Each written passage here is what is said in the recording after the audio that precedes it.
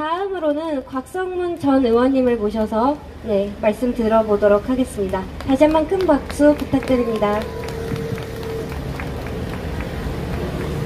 네, 안녕하십니까. 애국 동지 여러분. 오늘 3월 10일은 대한민국의 법치가 파괴되고 사망한 날입니다.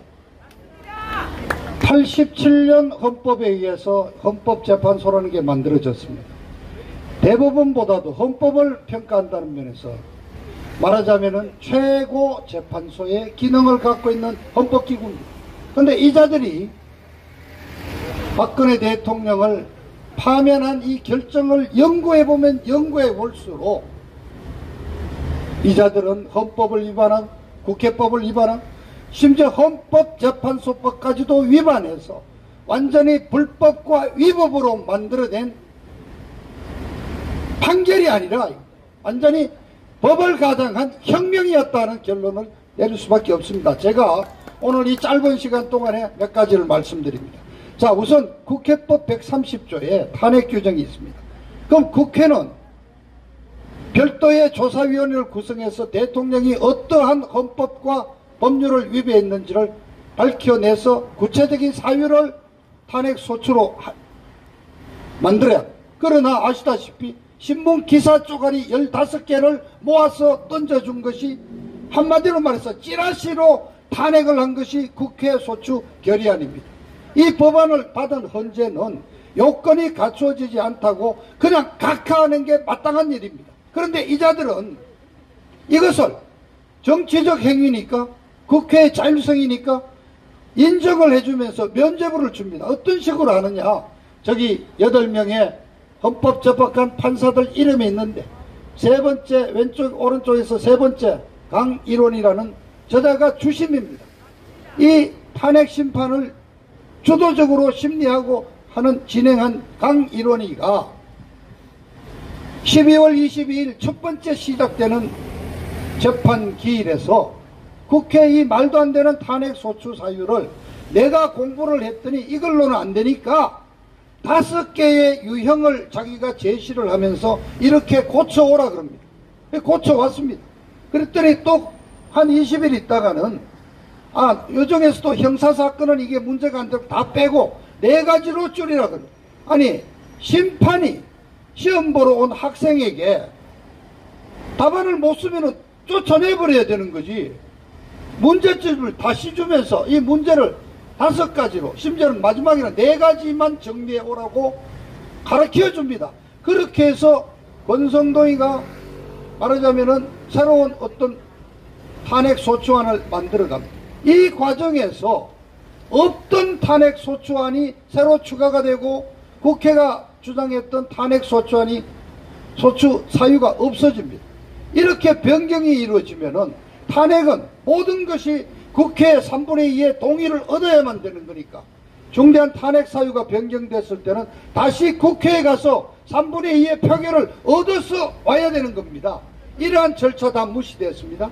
자, 뿐만 아니라 헌법재판소법 30조, 42조 단서조항, 심지어 51조 전부 다 무시하고 강일원이가 방금 말씀드렸죠. 말도 안 되는 탄핵소추안이라는 것을 2번이나 정리를 요구해서 4가지로 새로 만들어서 쉽게 말하면 헌법재판소와 국회 소추위원이 새로 하나의 탄핵소추안을 만들어서 그걸 가지고 심리를 했습니다. 그런 과정에서 동일한 사건이 재판이 진행되고 있는 경우에는 그 수사기록을 열람할 수 없게 되어 있습니다. 그런데 중간에 수사기록을 요청받아 가지고 저기 나중에 결국 재판장이 되는 이정미와 강일원이가 사전에 검찰 수사기록 6만 쪽을 공부해 가지고 머릿속에 이미 박근혜는 탄핵시킨다 결정을 딱 내려놓고 재판에 들어간 겁니다. 그렇게 해서 좀 구체적인 법률 위반 행위를 다 따지지는 못한 이제 여러분들이 이해하기 쉽게 말씀드리겠습니다. 우리 변호인들이 투쟁을 하고 조목조목 문제점을 지적하니까 강일원이가 뭐라고 그랬느냐? 아니 빨리 신속하게 이걸 처리하기 위해서는 그냥 따지지 마라. 절차를 문제 너무 따지지 말라고. 이거는 대통령 탄핵은 징계 절차에 불과하되 대통령 탄핵에 관한 것은 형사소송법에 따라서 증거를 채택하고 증인을 채택할 때 엄격하게 과연 이것이 강하냐 부하냐를 따지는 절차가 필요한데 다 무시해버리고 저 시청 공무원 징계 사유 정도에 해당하는 그런 징계 절차로 다루겠다. 이런 식으로 절차를 무시하고 그냥 밀어붙였습니다. 자, 그 다음에 저 헌법재판소법에 대통령을 탄핵하는 데는 180일을 하고 그것도 모자라면은 추가로도 연장할 수 있도록 되어 있는데 박근혜 대통령 탄핵은 딱 91일 만에 이루어졌습니다. 왜냐? 당초 대법 헌법재판소장 하던 박창원 하는 자가 퇴임을 했지요. 그 다음에 이정미가 3월 13일자로 정년 퇴임을 하게 돼 있어. 그러니까 이정미 퇴임 전에 해결해야 된다. 아예 그냥 노골적으로 날짜를 잡아놓고 재판을 한 경우가 바로 이 탄핵입니다. 그래서 3월 10일 날 이루어지는 거예요. 자, 그런가 하면은 특검은 수사를 2월 27일에 끝냈습니다. 특검 60. 근데 그 박영수 특검이 수사 발표를 언제 하느냐? 3월 7일 날 탄핵 나기 전 사흘 전에 특검 수사 발표를 합니다. 그렇게 해서 어마어마한 죄를 만들어냈지 않습니까? 구형이 45년짜리가 나왔잖아요.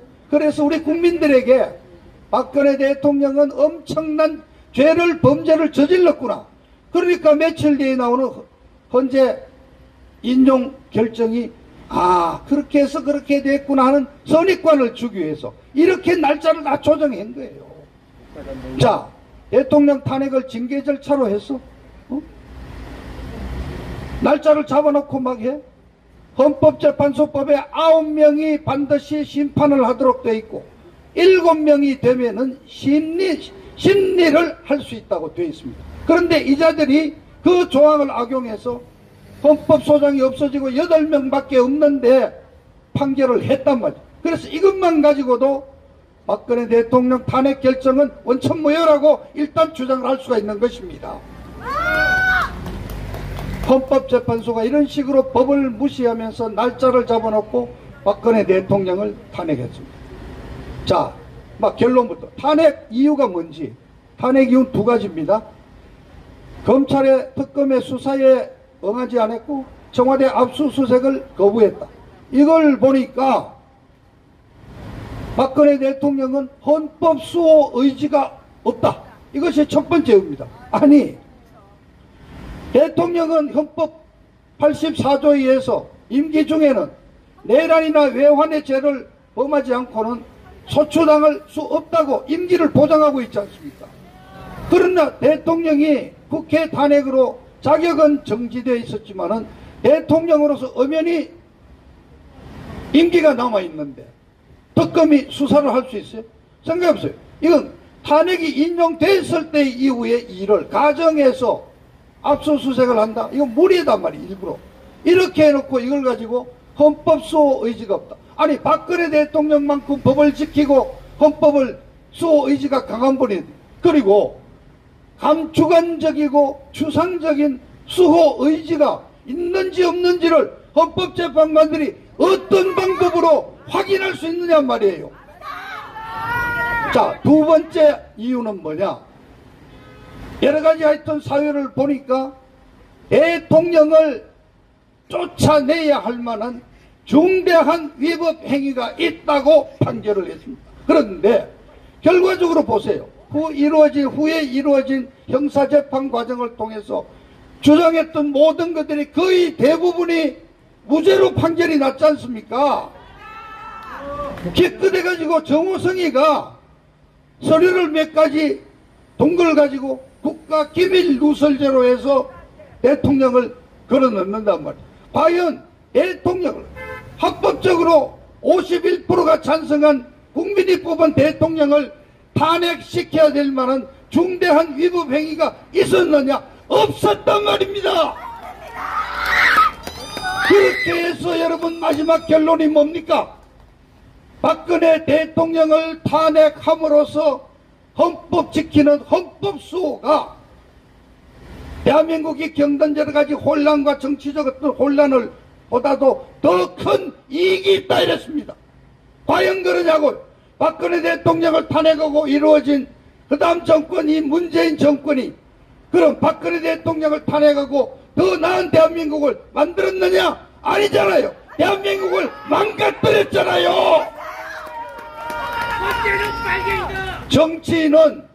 정치인은 결과로 책임을 져야 합니다. 그럼 박근혜 대통령을 탄핵시킨 박지원이, 김무성이, 유승민이 저자들은 박근혜 대통령을 쫓아내고 문재인 좌파 정권을 만들어서 대한민국을 망친 이 결과만 보더라도 정계 은퇴를 선언하고 대국민 사과를 하고 쫓겨 물러나야 될 놈들이란 말이에요. 이렇게 말도 안 되는 탄핵 사유를 가지고 대통령을 쫓아낸 이 헌재, 그것도 결정이 0대8, 8명이 몽땅 전원 일치를 했다. 자, 저기 이정미에서부터 마지막 강일원이, 서기석이, 조영호 8명의 재판관 이름이 있습니다. 자, 여러분 보십시오. 헌재는 대통령이 3명을 뽑고 그 다음에 대법원장이 3명을 추천하고 마지막에는 국회 여야가 합의해서 3명을 합니다. 자, 보십시오. 제일 마지막에 조영호와 서기석이는 박근혜 대통령이 임명한 헌법재판관이에요. 그 다음에 안창호는 여당인 새누리당이 임명한 헌법재판관이에요. 뿐만 아닙니다. 김창종이와 이진성이는 이명박 대통령이 임명한 양성태 대법원장이 추천한 놈이야. 그러면은 8명 중에 우리 보수 진영이 5명이 있었다고요. 그런데 왜 쟤들이 박근혜 대통령 탄핵에 8명이 전부 다 다르냐? 자, 이제 드러나고 있습니다. 헌법재판소가 87년 헌법에서 만들어졌죠. 그러니까 2017년이 창설 30주년이 되는 거예요.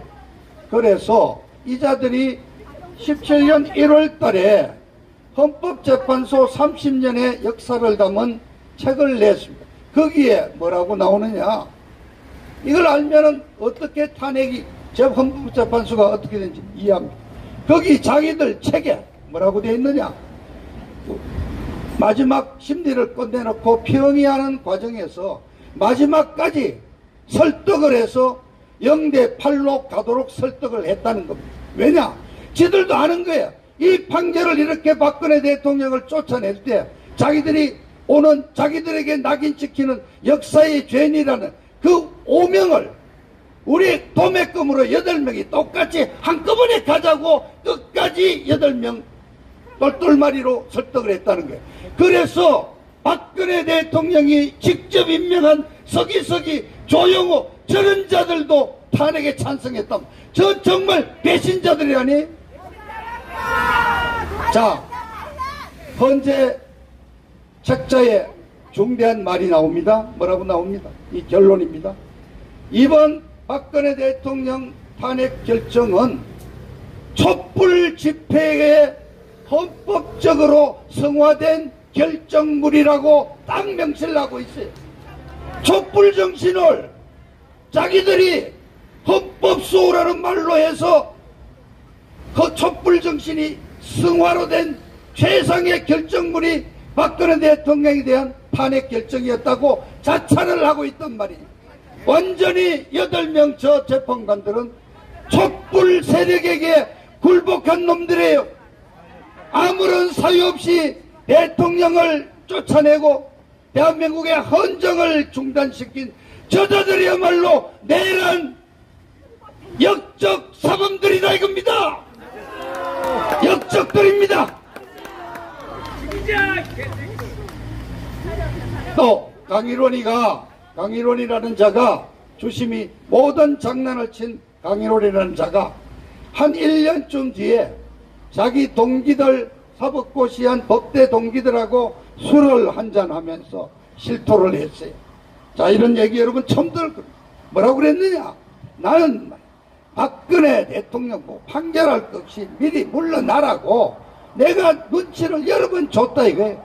그래서 말도 안 되는 소추장도 정리하고 계속 박근혜 대통령한테 사인을 보냈는데 스스로 물러나도록 끝까지 응답이 없더라. 그래서 하는 수 없이 0대8로 내가 몰고 갔다. 이렇게까지 실토를 하고 있단 말이에요. 그러니까 헌법재판소 저 8명은 박근혜 대통령을 쫓아내겠다는 결론을 시작부터 세워놓고 온갖 위법, 탈법, 불법을 마음대로 저지르면서 대통령을 탄핵한 겁니다. 자, 그리고 여러분들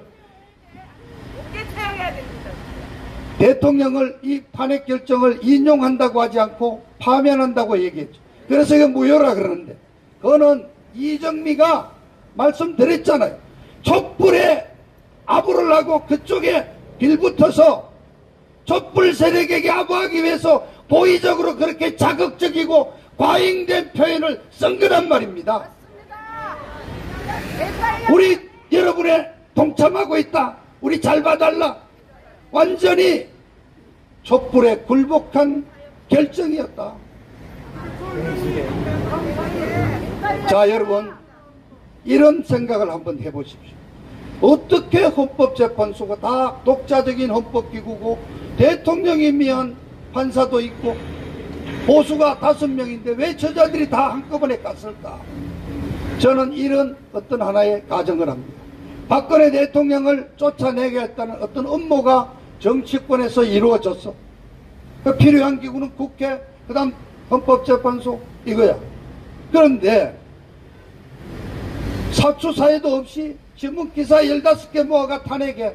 국회의원들에게 이 세력이 탄핵 세력. 지금 박지원이 아마 김무성 이자들일 거예요. 국회의원들에게 얘기해. 야, 박근혜 탄핵 숫자만 맞춰줘. 200명.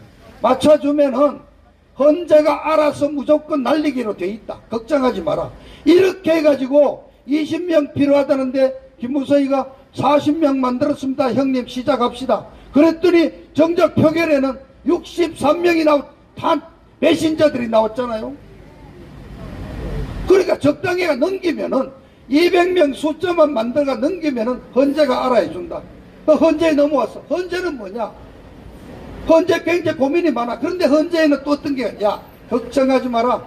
마음대로 해갖고 하여튼 박근혜만 날리면은 걱정하지 마. 검찰 특검이 있어. 쟤들이 하여튼 바로 잡아다가 완전히 징역 20년 이상 때릴 거니까 걱정하지 마. 박근혜는 옥중에서 죽어버려. 반발할 세력이 없어. 이런 시나리오가 있어가지고 국회에서는 200명 마차가 넘기고 헌재는 위법 탈불 말씀드렸잖아요. 헌법재판소까지 어겨가면서 무조건 탄핵해. 그러니까 여러분 또 여러분들이 헌법 84조가 있어서 대통령은 탄핵 소추할 일반 형법으로 소추할 수 없는데 했다고 해서 무효라고 주장하시는 분들이 있습니다. 얘들이 그것도 다 계산했어요. 3월 10일 날 탄핵 결정이 나고 난 뒤에 박근혜 대통령 수사에 들어갔잖아요. 그때는 대통령이 아니란 말이에요. 요렇게 애들이 계산을 해가지고 3월 31일 날 밤에 구속영장을 청구해서 대통령을 구속시키잖아요. 여러분 아시죠? 구형량이 45년이었습니다. 결론은 22년이에요. 박근혜 대통령 들어갈 때 연세가 69세인데 22년 못하면 90이 넘어. 결국 감옥에서 박근혜는 죽을 거니까 니들 마음대로 해도 덤빌 놈 없어. 이렇게 해서 헌법재판소 저 8명들은 엿장수 마음대로 박근혜 대통령 탄핵을 전부터 결론 내려놓고 때려붙였다 이겁니다. 이것이 박근혜 대통령 탄핵의 진실입니다. 자, 여러분들 대통령 근황이 많이 궁금하실 거죠. 대통령 건강하십니다. 최근에 경호원들과 살짝 나오셔서 차로 한 15분 가면은 비설산 유가사가 나옵니다. 유가사에 차를 대고 경호원들과 비설산도 가볍게 등산도 하시고 건강 회복되어 있습니다. 그러나 왜 안 나오느냐? 박근혜 대통령이 움직일 수 있는 여건이 됩니까? 국회는 아직도 탄핵 세력이 과반수를 차죠. 국힘당은 지도부가 몽땅 탄핵 찬성파들이잖아요. 용산 대통령실은 전부 탄핵에 찬성했던 배후 세력인 이명박이 쫄개들이 비서실장부터 다 차지하고 있잖아요. 박근혜 대통령이 어디에서 무엇든 운신할 폭이 있습니까? 우리 친박 의원들 어디 갔습니까? 다 일로 다 붙어서. 그러나 박근혜 대통령을 지금 곳곳에서 찾는 얘기들이 들리고 있습니다. 왜냐? 보수 정권이 이 좌파들과 맞붙어서 한번 싸울 때는, 제대로 결전이 붙을 때는 윤석열 대통령도 결국은 박근혜 대통령의 힘을 빌리지 않을 수가 없단 말이에요. 그런 시기가 오고 있다는 것을 우리 국민들이 다 느끼고 있는 거예요. 박근혜 대통령 건강하십니까? 박근혜 대통령이 언젠가 침묵을 깨고 메시지를 내면서 등장할 날이 멀지 않았다. 박근혜 대통령 탄핵이 헌법재판소에서 이렇게 정말 처참하게 불법적으로 이루어졌다는 말씀을 제가 여러분들이 이해해 주셨으면 합니다. 헌재의 파면 결정은 원천 무효입니다. 촛불에 굴복한 치욕적인 결정입니다. 대한민국의 법치는 그날로 무너진 것입니다. 다시 이 법치를 살리고 대한민국을 정상화하는 것은 박근혜 대통령이 다시 나와서 정상적인 명예회복을 하고 활동하는 길밖에 없다는 점을 분명히 말씀드리면서 오늘 제 인사를 마치겠습니다. 감사합니다.